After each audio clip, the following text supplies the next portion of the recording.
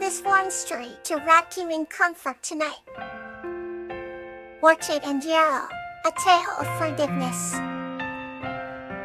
This story is about a girl named Orchid and a bear named Yarrow who form a deep friendship built on trust and forgiveness.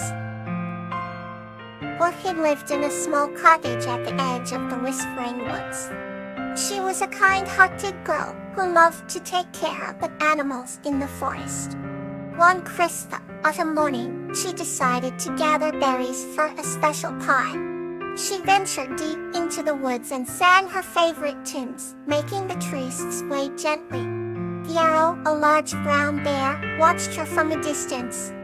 Yarrow had always been wary of humans, but there was something about Orchid that seemed different. Orchid plucked the reddest, juiciest berries she could find, and soon her basket was overflowing. Suddenly she heard a rustling behind her, and turned to see Yarrow standing there. Orchid's eyes widened, but she managed a small, brave smile. Yarrow grunted softly and moved closer. "Hello there, bear," Orchid whispered. "I've got Orchid. You don't need to be afraid," Yarrow, though still cautious, sat down a few feet away from her.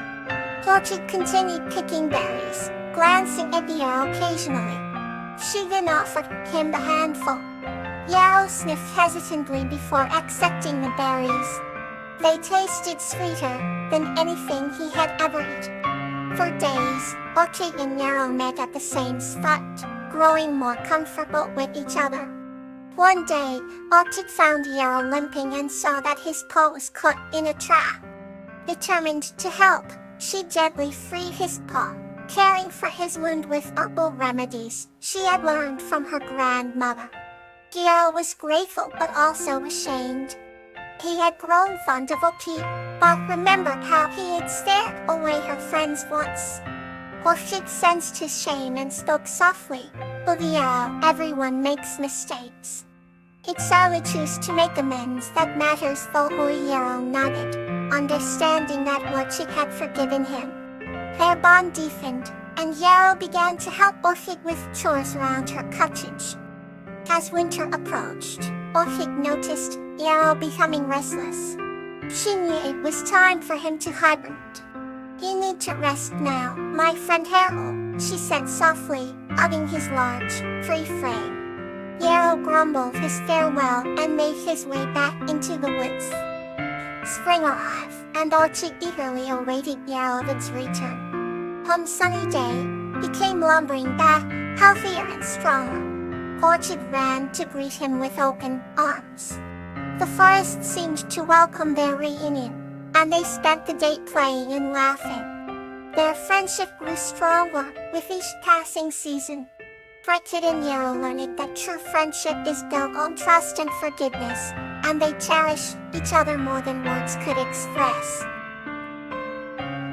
Therefore is another tale to carry you further into rest. Buttercup and Violet, a tale of fairness. This story is about Buttercup and Violet, who learn the true meaning of fairness through understanding, sharing, and forgiveness. Once upon a time, in a quaint village nestled between rolling hills, lived a kind-hearted young girl named Buttercup. She was known for her gentle spirit and fair mind. Hereby, under the roots of an ancient oak tree, lived a family of mice, and among them was Violet, a clever and resourceful little mouse. Buttercup and Violet were the best of friends, spending countless hours exploring the meadows and forests. One sunny afternoon, Buttercup and Violet stumbled upon a shiny, ornate teacup glistening under a ray of sunlight. "It's beautiful," said Buttercup, her eyes sparkling with delight. Violet agreed. "It is, but we need to decide how to share it fairly." Buttercup pondered for a moment, then suggested, "How about we take turns using it? I can have it for 1 week, and then you can have it for a week." Violet nodded. "That sounds fair," and so they did. Each week they would exchange, the teacup filled with little notes of appreciation and friendship. One week, however, Buttercup accidentally broke the teacup. She was devastated and rushed to Violet's home to apologize. "I'm so sorry, Violet. I've broken our teacup," Buttercup confessed, tears streaming down her face. Violet hugged Buttercup, comforting her. "It's okay, Buttercup. Accidents happen," Buttercup sniffled, "but it's not fair that I broke it." Violet smiled warmly. "Fairness isn't about things always being perfect. It's about understanding and forgiving each other." Together, they decided to mend the teacup. Buttercup gathered the pieces, then Violet skillfully glued them back together. The teacup now bore delicate, golden cracks, a testament to their friendship and fairness. From that day on, the teacup was even more special to them. Buttercup and Violet continued to share the teacup, and with each exchange, their bond grew stronger, always reminding them of the fairness, understanding, and forgiveness that upheld their friendship. Let's drift softly into the next tale. Fox and Peony's Winter Warm. And this story is about Fox, a kind human, and Peony, a graceful elf, who find warmth in companionship while searching for a magical flower. Once upon a winter night, in a quaint village nestled between snow-capped mountains, a human named Fox prepared for bed. Fox, with his kind heart and cheerful disposition, was loved by everyone in the village. As the fire in his hearth crackled, he heard a delicate knock at his door. Fox opened the door to find Peony, a gentle and graceful elf, shivering in the cold. "Please, come in and warm yourself by the fire," Fox said, his voice filled with warmth. Penny, with her emerald green eyes and hair like spun silver, gratefully accepted the invitation. Sitting by the fire, Peony explained that she had been on a journey to find a rare, winter-blooming flower that could heal any ailment. "But I lost my way in the storm," she confessed. Fox offered for her a cup of hot tea and reassured her that she could stay as long as she needed. They spent the evening sharing stories of their adventures, laughter filling Foxy's cottage. Fox spoke of his days working in the village, while Peony recounted her travels through enchanted forests and magical realms. As they talked, Fox noticed Peony's eyes light up with each tale, and he realized how much they had in common. The night grew old, and the fire began to wane, but neither wanted the night to end. "You must rest," Fox insisted, noticing Peony's exhaustion. He offered her his bed, but she refused politely, choosing to sleep on a soft couch by the fire. In the morning, the sun cast a golden glow over the snow, and Fox prepared a hearty breakfast for them both. Peony felt rejuvenated, her cheeks flushed with warmth as she thanked him for his kindness. They ventured into the village, where Fox introduced Peony to the townsfolk. The villagers, charmed by her tales and grace, welcomed her with open hearts. Together, Fox and Peony decided to search for the elusive winter flower. They trekked through the snow, their friendship growing stronger with every step. Through their journey, they discovered the true warmth of companionship, melting the winter chill around them. At last they found the flower, its petals shimmering softly amid the snow. Peony's joy was boundless as she gently picked it. They returned to the village as heroes, the flower saving many whom illness had touched. Fox and Peony remained the best of friends, their hearts forever warmed by the bond they had forged. Here's the new story to bring you closer to peace. Iris and Catula in the Singing Meadow. This story is about Iris, who nurtures a fading Catlia orchid in the magical Singing Meadow, leading to the revival of the meadow's harmony and learning the power of care and kindness. In a land where the sun always smiled, and the breeze softly whispered secrets, there lived a young girl named Iris.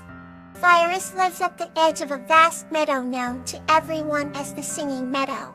This wasn't an ordinary meadow. It was brimming with flowers of every color that sang in unison when the wind passed through. Each evening, Iris would take her little basket and head out into the Singing Meadow to gather flowers. Her favorite spot was near a patch of rare cattleya orchids that grew only in a tiny secluded alcove surrounded by tall grasses. The cattleyas had vibrant petals that gleamed under the sun, and their song was said to be the sweetest of all the flowers in the meadow. One evening, as Iris approached the alcove, she noticed something peculiar. One of the cattleyas was drooping, its petals losing their luster. Concerned, Iris knelt beside the delicate flower and gently touched its stem. He whispered words of encouragement, hoping perhaps her voice could help. Not knowing what else to do, Iris took some water from her little canteen and carefully put it round the roots of the cattleya.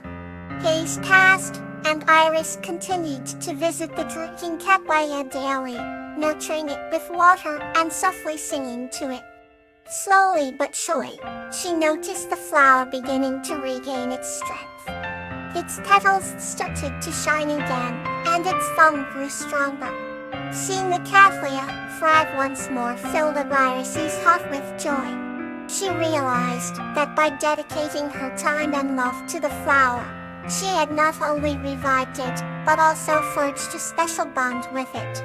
The cattleya began to recognize her voice, and its song seemed to be a melodic tribute to the care she had shown. One day, as Iris was sitting beside the cattleya, she felt the earth beneath her form a gentle vibration. To her astonishment, a tiny door appeared at the base of the flower's stem. Curiosity piqued, she watched as the door slowly opened to reveal a small, glowing fairy with wings as delicate as the petals of the flower. The fairy introduced herself as Laura, the guardian of the Singing Meadow. She thanked Iris for her kindness and explained that her care had saved not just the cattleya but the magic of the meadow itself. She revealed that the meadow's song was powered by the collective happiness of its flowers, and Iris's nurturing had rekindled a fading harmony. Over the course of the following weeks, Leila taught Iris more about the secrets of the Singing Meadow. And she learned how to listen to the whispers of the wind and understand the songs of the flowers. With each lesson, Iris felt more connected to the meadow and its magical inhabitants. Iris's dedication also inspired the other villagers. Seeing her devotion, they too began to take special care of their gardens and the surrounding nature. The meadow flourished like never before, its songs filling the hearts of the villagers with a profound sense of peace and joy. At the center of this rejuvenation stood Iris, whose nurturing spirit had healed not just a single flower, but the entire Singing Meadow. Her journey taught her that love and care have the power to restore even the most fragile things, and sometimes the smallest acts of kindness can lead to the most extraordinary changes. Good night. May your dreams be filled with kindness.